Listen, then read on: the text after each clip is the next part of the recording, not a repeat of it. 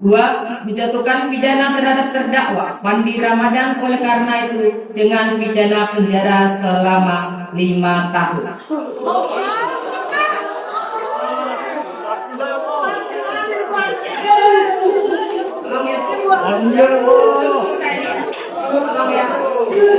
Dituntut hukuman mati kasus 2 ton sabu Batam, ABK Fandi Ramadan divonis 5 tahun penjara. Satu dari total 6 terdakwa kasus dugaan penyelundupan narkotika jenis sabu seberat 1,9 ton, anak buah kapal, ABK, Fandi Ramadan, dijatuhkan hukuman pidana 5 tahun penjara dari tuntutan hukuman mati yang sebelumnya diminta oleh Jaksa Penuntut Umum, JPU. Untuk diketahui, Jaksa Penuntut Umum, JPU, Kejaksaan Negeri Batam menuntut terdakwa dengan hukuman mati. Tuntutan tersebut didasarkan pada pasal 114 ayat 2, Yungto pasal 132 ayat 1, Undang-Undang Nomor 35 Tahun 2009 tentang Narkotika.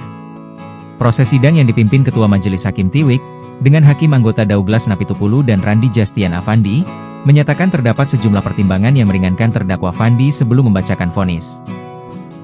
Menyatakan terdakwa Fandi Ramadan telah terbukti secara sah dan meyakinkan bersalah melakukan tindak pidana permukaan jahat tanpa hak atau melawan hukum, menjadi perantara dalam jual beli narkotika golongan 1 bukan tanaman yang beratnya lebih dari 5 gram sebagaimana dalam dakwaan primer penuntut umum.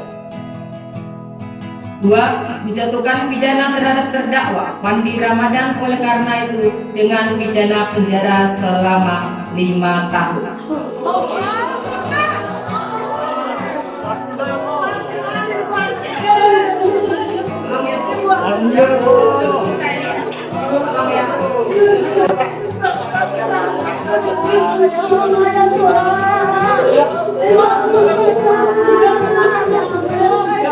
Fandi dinilai belum pernah menjalani bentuk hukuman pidana apapun serta bersikap kooperatif dan sopan selama menjalani persidangan.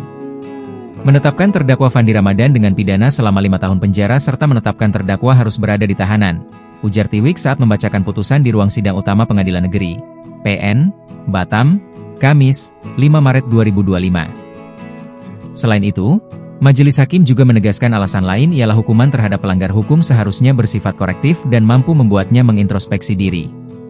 Majelis Hakim juga mempertimbangkan KUHP baru terutama Undang-Undang Nomor 1 Tahun 2023 yang menekankan asas keadilan bersifat korektif, restoratif, dan rehabilitatif.